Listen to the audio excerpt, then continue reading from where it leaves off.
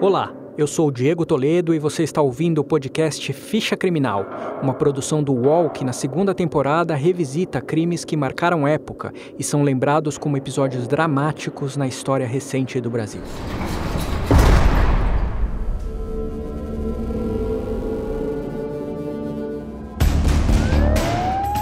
Mais de 100 homens executados em apenas 13 horas. Um presídio de segurança máxima dominado pelo crime organizado. Essa é a cifra do maior assalto a banco da Menos história dois do país. soldados da Polícia Militar do Rio participaram da chacina.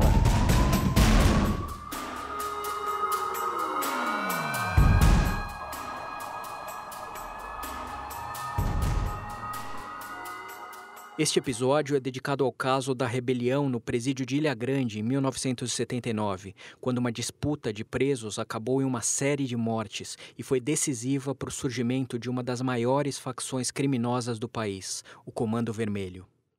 A ficha do crime aponta que 6 presos foram mortos na rebelião em que 2 grupos disputavam o controle do Instituto Penal Cândido Mendes, em Ilha Grande, no Rio de Janeiro.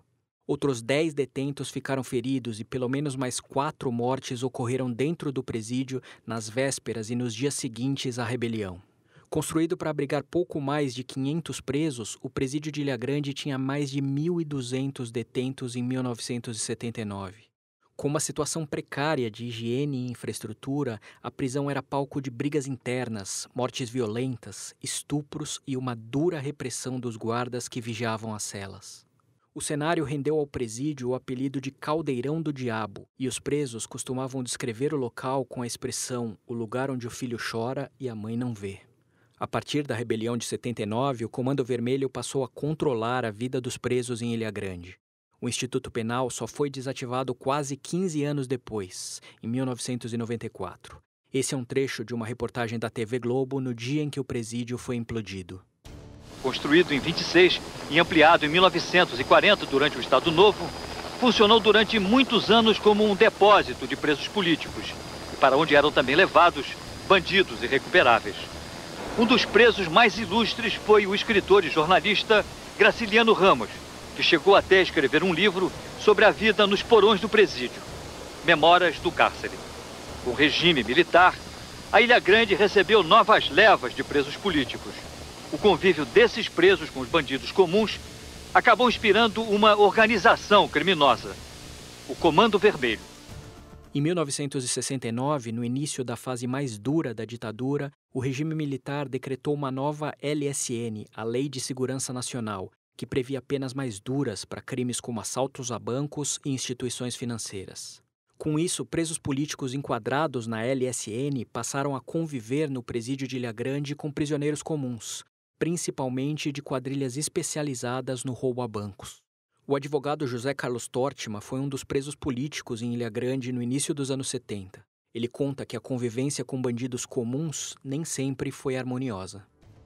Quando eles foram colocados no nosso convívio, inicialmente houve uma relação conflituosa, porque nós tínhamos valores totalmente diferentes, porque nós não aceitávamos determinadas práticas que, de alguma maneira, poderiam nos desacreditar. Como, por exemplo, nós não permitimos qualquer tipo de assédio ou relação sexual forçada, como era uma prática comum nas cadeias. Os mais fracos acabavam sucumbindo aos mais fortes.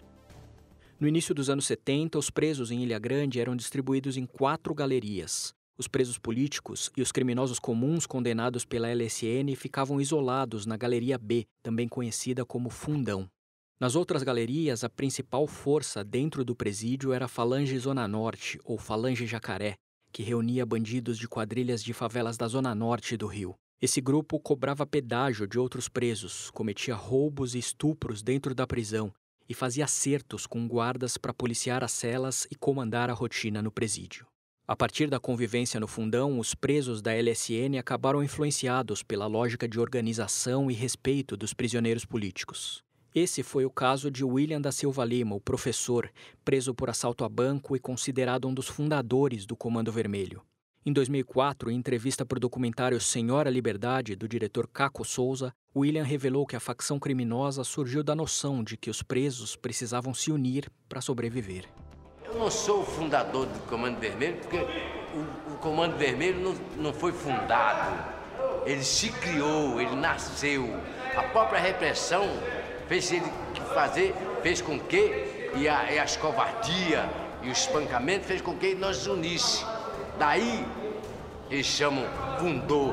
Fundou não, nós criamos uma resistência. Em 1975, os presos políticos começaram a ser transferidos de Ilha Grande para outras prisões do Rio.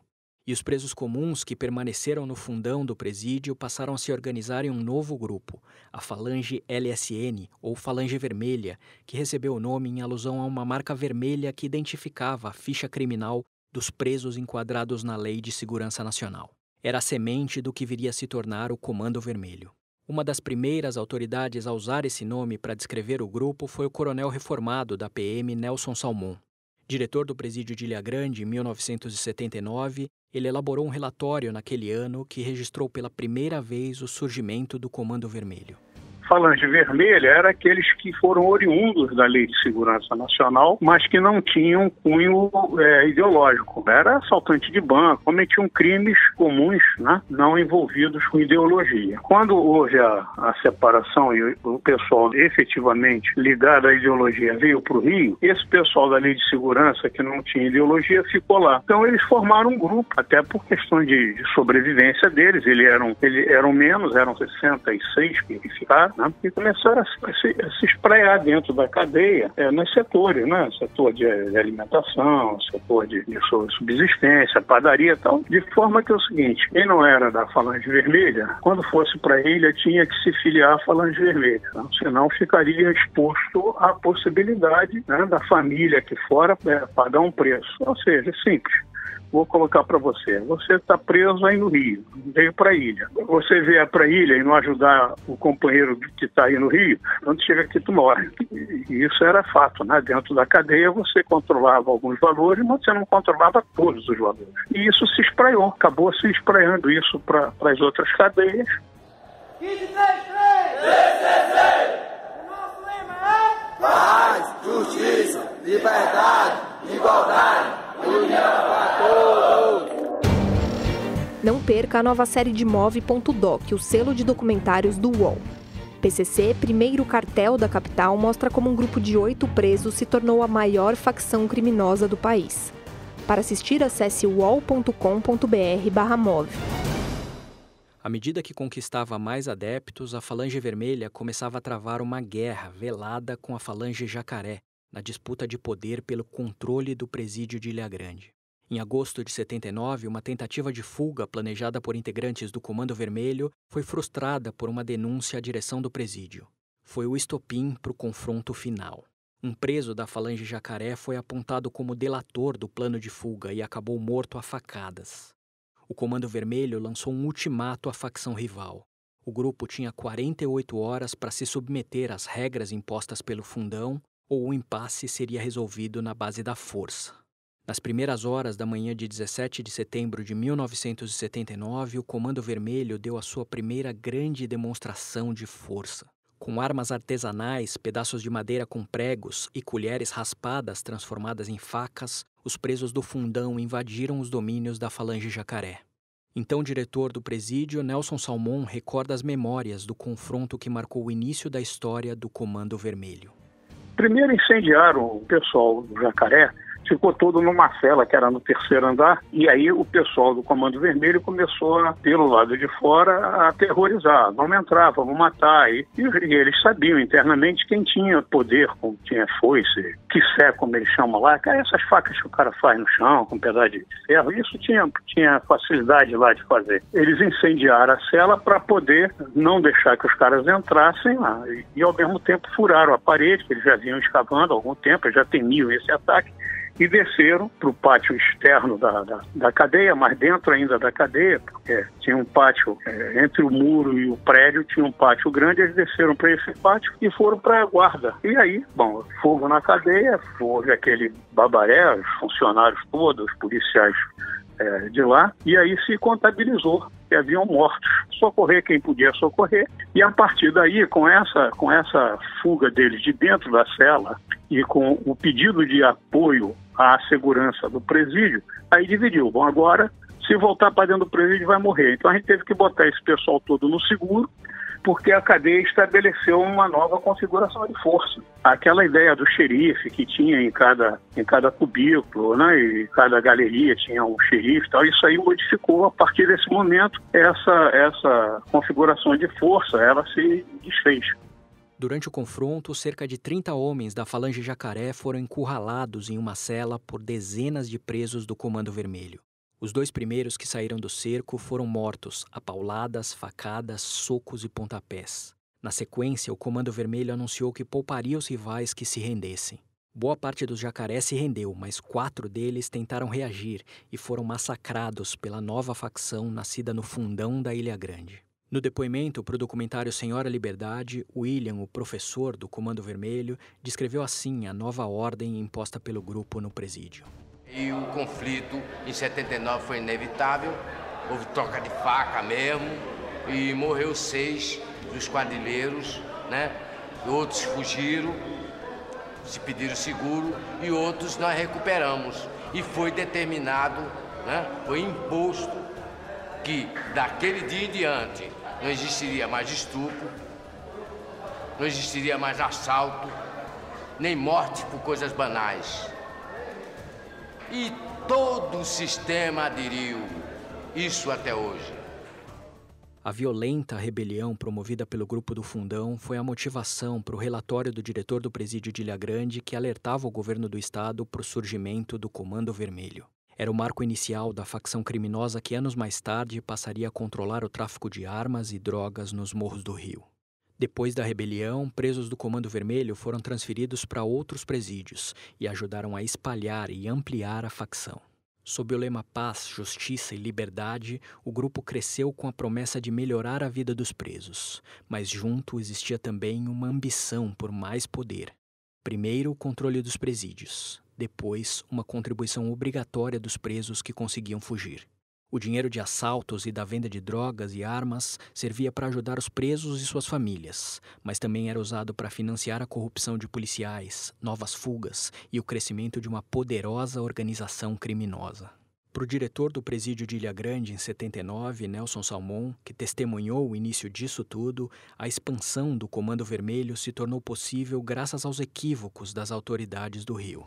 Ficou a cadeia numa tensão muito grande e aí não restou à direção do sistema penitenciário a atitude outra senão ir transferindo quem já tinha se estabelecido de que lado estava, né? Pô, não sou Comando Vermelho, não sou. Aí a direção geral do sistema penitenciário é que prestigiou, ao meu modo de ver erradamente, havia como solucionar a questão, né? E aí começou a esvaziar as outras falanges e a fortificar a Falange Vermelha. De forma que em pouco tempo, na Ilha Grande só tinha quem era da Falange Vermelha. Quem não fosse, morria. E o diretor do sistema dizia que ele ia transformar, então, botar na Ilha Grande só quem fosse do Comando Vermelho. Essa porra é burrice. Aí você está assinando embaixo. Você tinha que tentar, de alguma forma, retornar à divisão política que havia dentro do presídio. Não entregar um grupo. Né? E para mim, meu modo de ver, foi entregue ao grupo. Tanto é que mais adiante se transferiu todo mundo e se tirou de lá todos os presos, deixou-se 98 do Comando Vermelho. E aí, a partir daí, quem foi para a ilha só foi quem era do Comando Vermelho. E aí fundamentou a história do Comando Vermelho. Apesar de já mencionado em relatórios oficiais, o Comando Vermelho ainda demorou algum tempo para ser notado pela opinião pública. O surgimento da facção só ficou mais evidente no início dos anos 80, quando uma série de roubos a banco e fugas de Ilha Grande passaram a se tornar temas frequentes no noticiário. Uma reportagem exibida pelo programa Fantástico da TV Globo em 1981 foi uma das primeiras a citar a existência da facção criminosa no presídio de Ilha Grande. Esse é um trecho da reportagem. O grande problema é que as fugas estão se tornando cada vez mais sofisticadas. Alguns presos e até policiais que não quiseram se identificar denunciam a existência dentro do presídio da Ilha Grande de um grupo chamado Comando Vermelho. Esse grupo, formado por bandidos muito perigosos, controla a atuação de assaltantes de bancos no Rio e em São Paulo. Dizem que o grupo do Comando Vermelho da Ilha Grande tem ramificações e é temido até em outros presídios do Rio. Alguns presos contam que eles dominam o jogo e o tráfico de tóxicos dentro da cadeia e instituíram uma caixinha. Todos os grandes bandidos em ação são obrigados a colaborar com dinheiro para essa caixinha, sob pena de serem assassinados quando forem para a cadeia ou mesmo antes disso, por outros bandidos ligados ao Comando Vermelho. E mais, o Comando Vermelho utiliza o dinheiro dessa caixinha para subornar, financiar fugas, principalmente comprando ou alugando barcos. Os assaltos a banco dessa época também chamaram a atenção por conta de um outro episódio policial. Em abril de 1981, investigadores descobriram que uma quadrilha de integrantes do Comando Vermelho havia alugado um apartamento no Conjunto dos Bancários, na Ilha do Governador. A tentativa de prender os suspeitos resultou em um tiroteio que durou 10 horas e envolveu cerca de 400 policiais até a morte do criminoso José Jorge Saldanha, o Zé do Bigode, um dos fundadores do Comando Vermelho. O caso ficou conhecido como 400 contra 1, deu nome a um livro escrito por William da Silva, o professor, e a um filme do diretor Caco Souza, lançado em 2010. Os relatos do professor se tornaram um dos principais registros da origem do Comando Vermelho. William ainda permaneceu preso por mais um longo período e faleceu de infarto em 2019, poucos anos depois de conseguir a liberdade. No depoimento que deu para o documentário de Caco Souza em 2004, o professor do Comando Vermelho fez um balanço da vida na prisão. A prisão é um depósito de carne humana, a atual prisão, porque não tem condições de, por exemplo, de possibilitar a ressocialização do preso, entendeu? Então, por exemplo, o dia a dia, o cotidiano é trancado dia e noite, noite e dia. Isso eu estou há 13 anos, 14 anos que eu fui recapturado, né? O Bangu 3, né, que está um desespero muito grande também. Aqui também é trancadura. Bangu 1 é trancadura. Não se pensam no ser humano, não se pensam que isso vai refletir na própria sociedade, entendeu? Que isso tem um retorno. Quando se joga uma bola, ela volta. Então, tem que haver, se existe democracia, se há uma democracia, que eu acho que não é uma democracia, é uma ditadura dos mais espertos.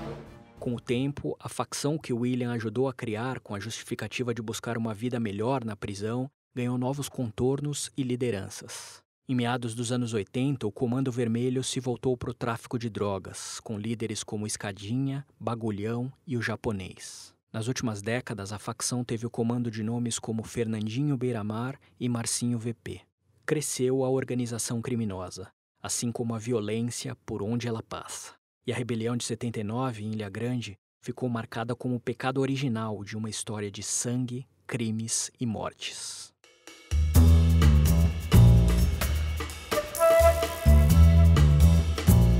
O Ficha Criminal termina aqui. Você pode ouvir este e outros podcasts do UOL em noticias.uol.com.br/podcasts. Este episódio de Ficha Criminal teve reportagem e locução de Diego Toledo, edição de áudio de Jefferson Barbosa e coordenação de Juliana Carpanês. Até a próxima!